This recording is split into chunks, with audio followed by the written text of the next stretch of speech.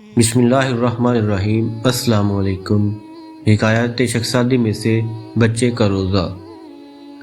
ایک نابالغ بچے نے روزہ رکھا، بڑی مشکل سے دوپہر کی۔ کلاس کے مانیٹر نے اس کو چھٹی دے دی تاکہ گھر جا کر آسانی سے روزہ پورا کرے۔ ماں باپ نے بہت پیار کیا اور بادام اور پیسے اس پر نچھاور کیے۔ آدھا دن گزرا تو برداشت سے کام اوپر چلا گیا۔ سوچا اگر چند لقمے کھا لوں تو والدین کو کیا پتہ چلے گا۔ چنانچہ اندر جا کر پیٹ بھر لیا اور بظاہر روزے دار بھی رہا۔ شخصادی رحمہ کی حکایت سے میں سبق حاصل ہوتا ہے، دکھاوے کی عبادت کا ثواب تو نہیں ہوگا، ہاں البتہ عذاب ضرور ہوگا۔ اگر تجھے اللہ کے لیے عبادت نہیں کرنی تو کیا پرواہ، بے وضو ہی نماز میں کھڑا ہو جا۔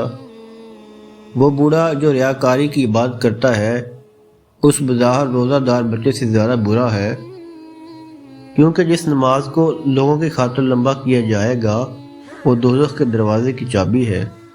تیری راہ اگر اللہ کی بارگاہ میں جانے کی بجائے لوگوں کی طرف جا رہی ہے تو تیرے مسلح کو دور آگ میں پھینک دیا جائے گا۔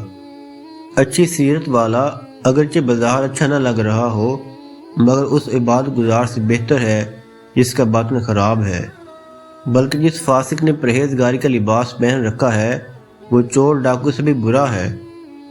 جو ساری زندگی مخلوق کو ہی خوش کرتا رہا، بھلا اللہ اس کو کی مزدوری دے گا؟ زید کا کام کرنے والا عمر سے مزدوری نہیں مانگ سکتا۔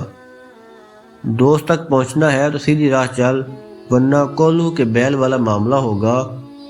جس کی آنکھیں ٹیلی نے باندھ رکھی ہیں اور ساری رات چلنے کے باوجود جہاں تھا وہیں رہا۔ غیر قبلہ کی طرف منہ کر کے سجدہ کرنے والا اگر کافر ہے تو ریاکار نے بھی تو نیاز مندی کا چہرہ خدا کے غیر کی طرف کیا ہوا ہے۔ جس درخت کی جڑیں مضبوط ہوں اس کی حفاظت کر، ایک دن ضرور پھل دے گا۔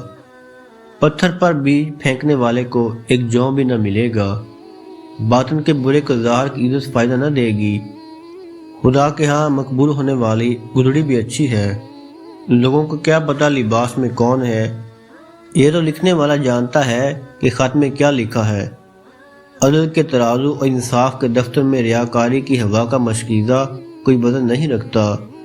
ابرا لحاف کے اوپر والا کپڑا اسی لیے استر یعنی لحاف کے اندرونی کپڑے سے اچھا سمجھتے ہیں کہ وہ ظاہر ہے اور یہ پردے میں، اسی لیے بزرگ ریشم کا استر رکھتے ہیں کہ دکھاوے سے ان کو کوئی کام نہیں ہوتا۔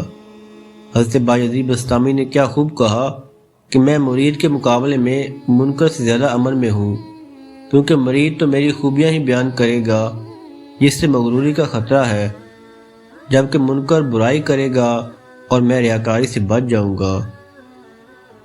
جس در کے بادشاہ بھی گدھا ہیں تو یہ گدھا ہمارا کیا سہارا بن سکتے ہیں۔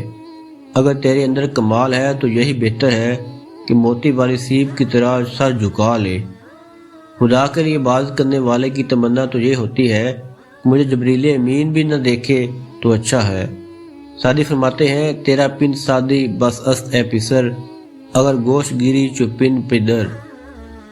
اگر تو باپ کی نصیحت کی طرح میری یعنی سعدی کی باتوں کی طرف توجہ کرے تو میری نصیحت بھری باتیں تجھے کافی ہیں، ورنہ ہمارا کام کہہ دینا ہے سعدی، کوئی آگے مانے یا نہ مانے۔ تمام نئے میرے دوست سے گزارش ہے چینل کو سبسکرائب کریں اور بیل آئیکن ضرور پریس کریں۔ شکریہ۔